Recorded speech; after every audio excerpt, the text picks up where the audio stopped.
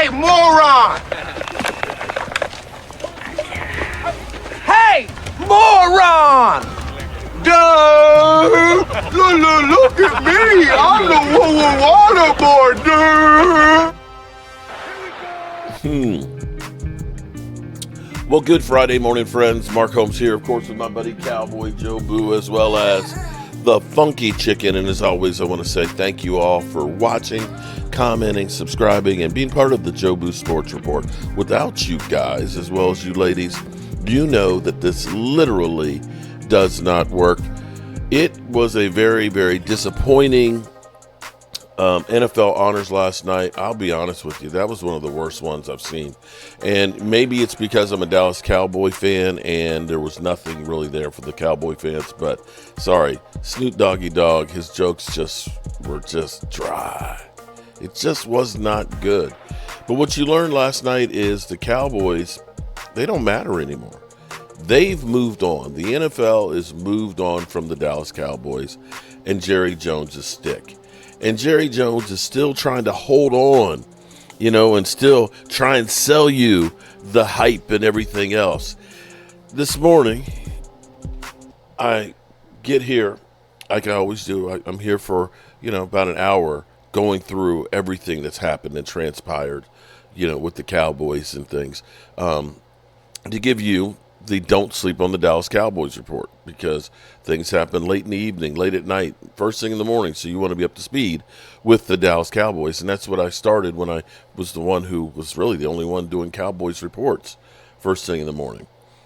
But Calvin Watkins, this is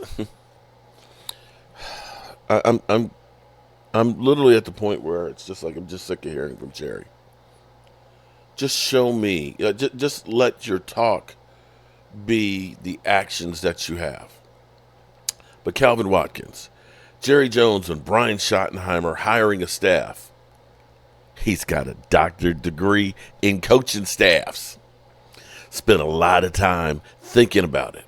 His first time literally ever to be able to orchestrate the process as well as involved as the number one decision maker of the staff.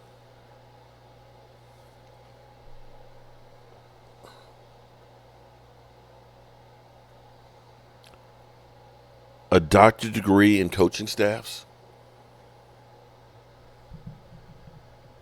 Seriously, Jerry? A doctorate degree in coaching staffs? Oh, shit! If that isn't the biggest crock of bullshit that I've ever heard in my life, let's follow it up with a little something more here, shall we? Let's go to the tape. Jerry Jones. Jerry, tell me about Brian Schottenheimer and what you thought about him that made him be the guy for you. First of all, his lineage. We call it osmosis, sitting around the breakfast table. He made if you will, a young lifetime out of asking his father to help him be around organizations so he could learn as much football as he possibly could. So he's no accident, but he's actually had a lot of experience to be a first-time head coach. I thought we could bet on that. He's, of course, favored in the locker room in terms of the players supporting him and wanting him to be our coach. So all of that's good, gives us some continuity, but lets us have a new shot at it. How far away do you think the Dallas Cowboys are from being able to compete, to be here playing in this game? Well, the decisions I'm making are not based on rebuilding. They're based on competing, and competing now. Decisions I made last year were based on competing now. Now, they didn't exactly work out. But I think I paid Dak more than anybody's ever been paid in the NFL. That's now. That's not the future. So we're excited about our team's ability to compete right now.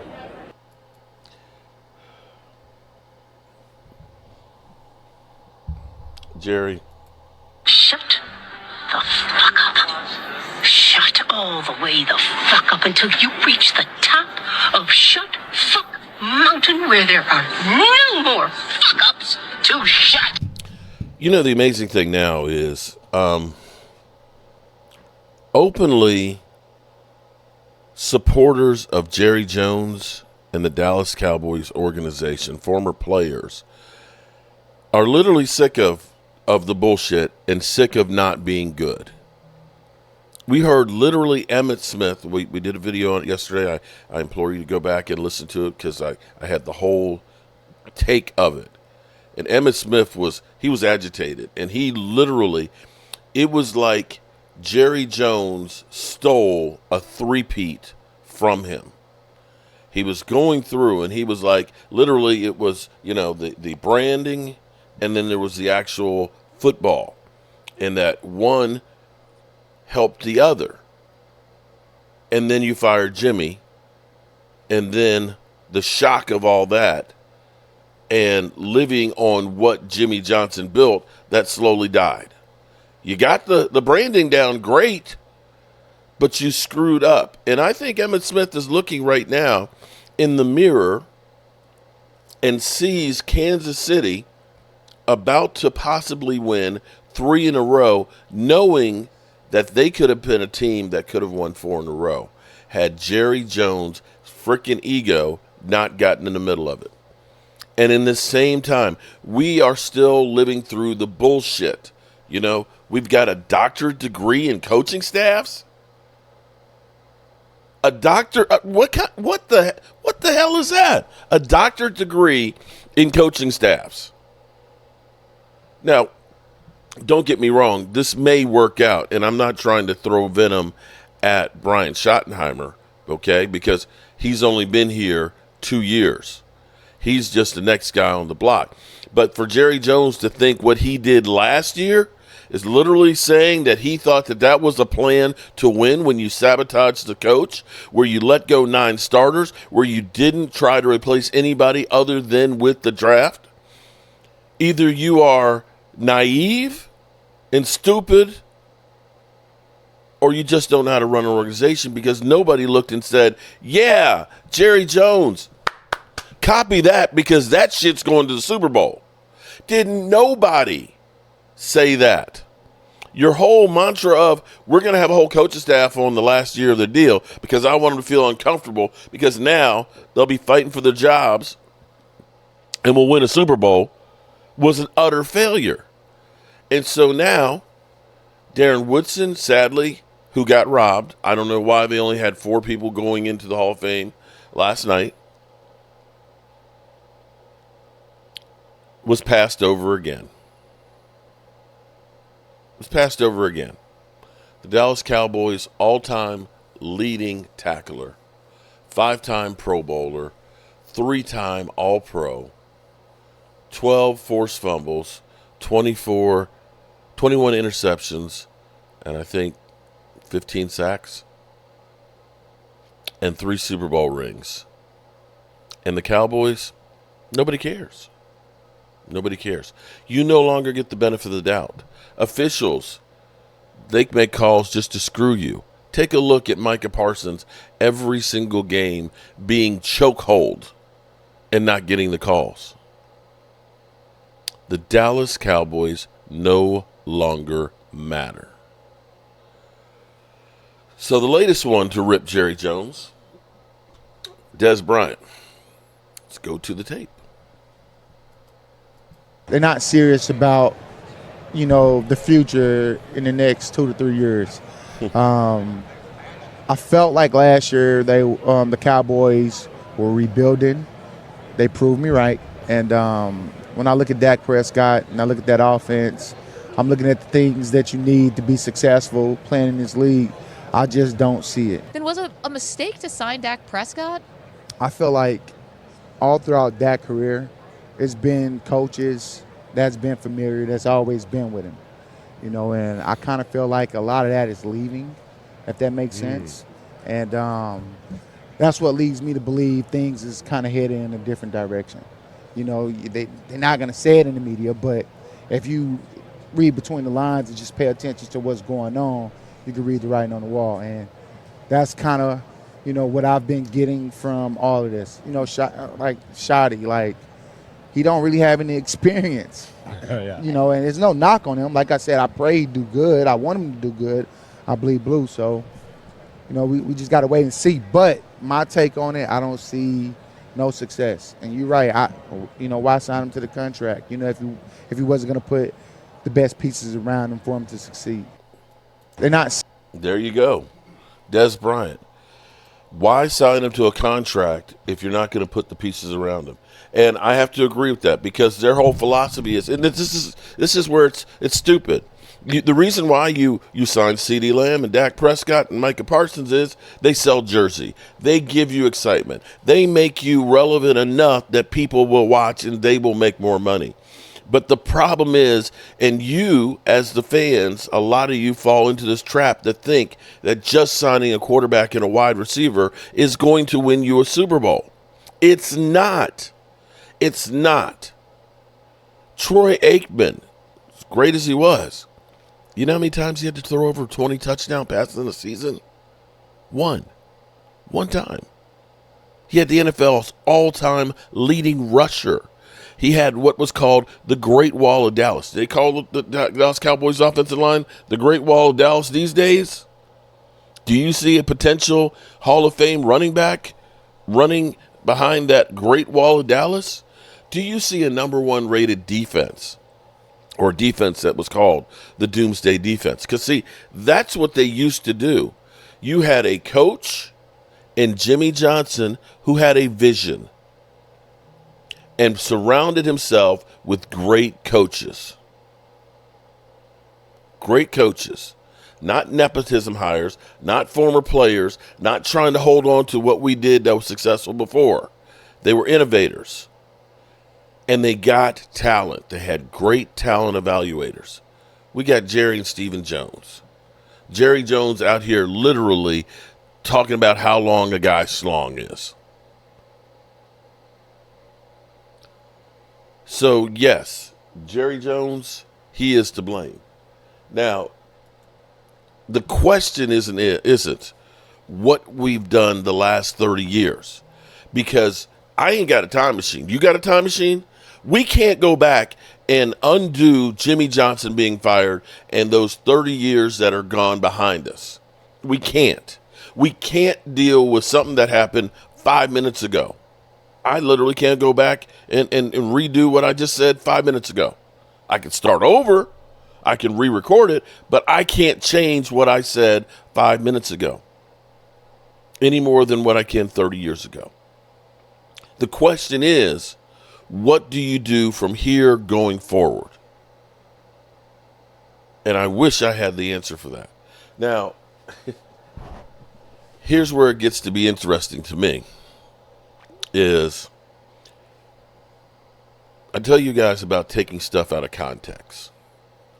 That you can take a piece of something and it will seem a lot different than when you hear the whole thing. And I'm going to say that Attack, formerly Dak Attack, he had put out a video yesterday, and I watched it before the honors, and he had gotten Micah Parsons. And he slammed Micah Parsons because Micah Parsons said, we can't afford, probably can't afford Myles Garrett. And then he went on and showed Myles Garrett basically saying if the Cowboys really want to, they have to figure out how to work it. And so, I'm sitting here like, why would Micah poo-pooing that? And my buddy Daniel Hernandez sent me the whole interview on here.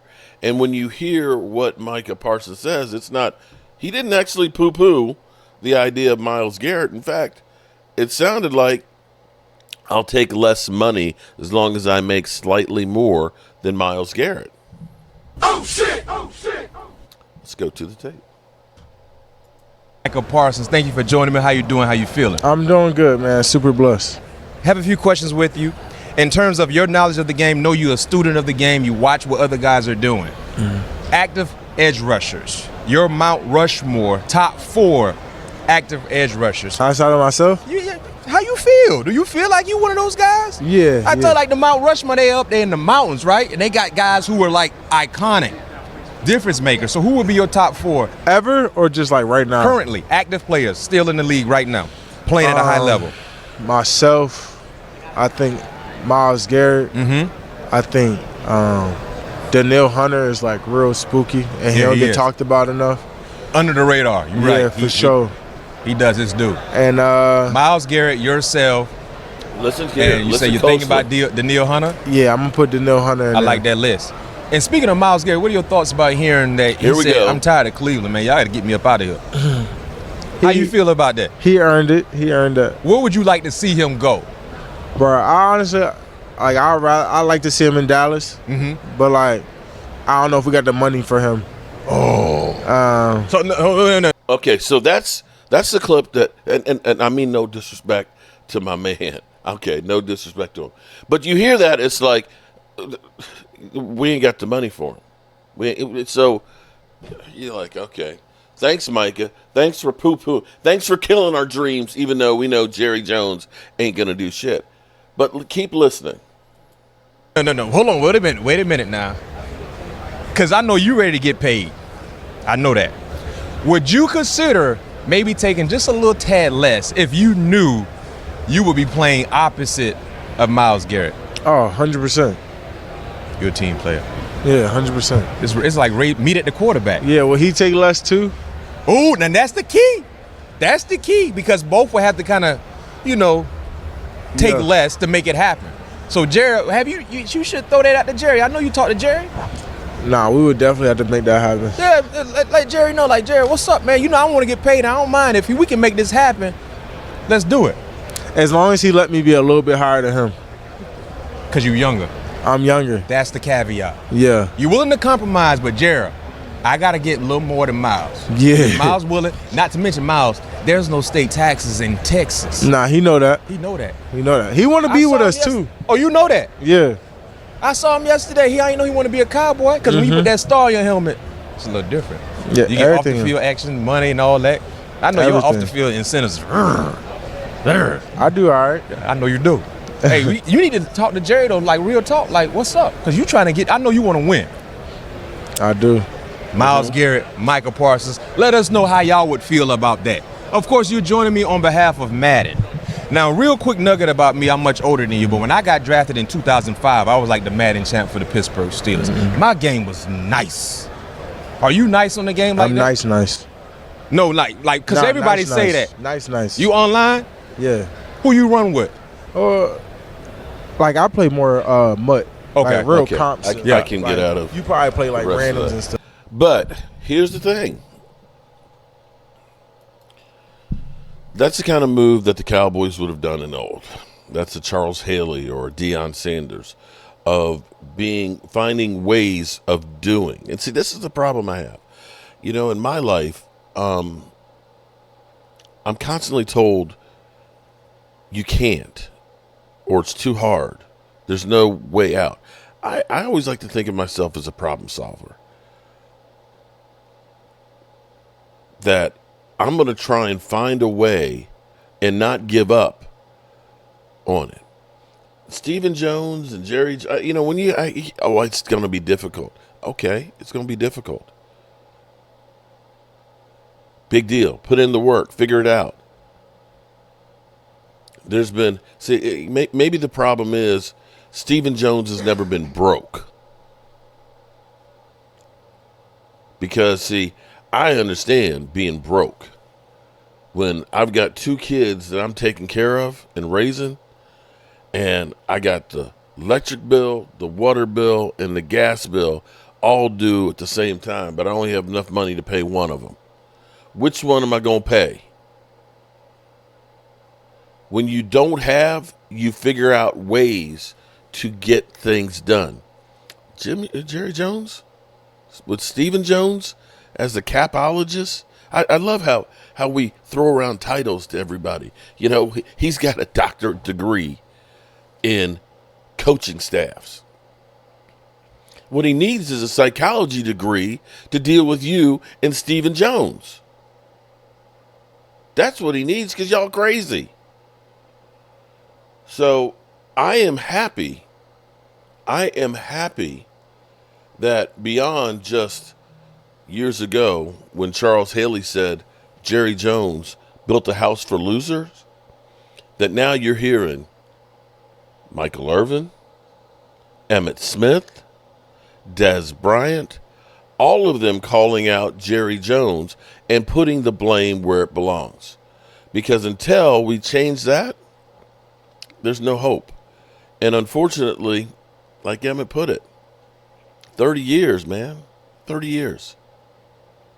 We're getting to the point where we're almost like the Eagles talking about their world championships before they won one.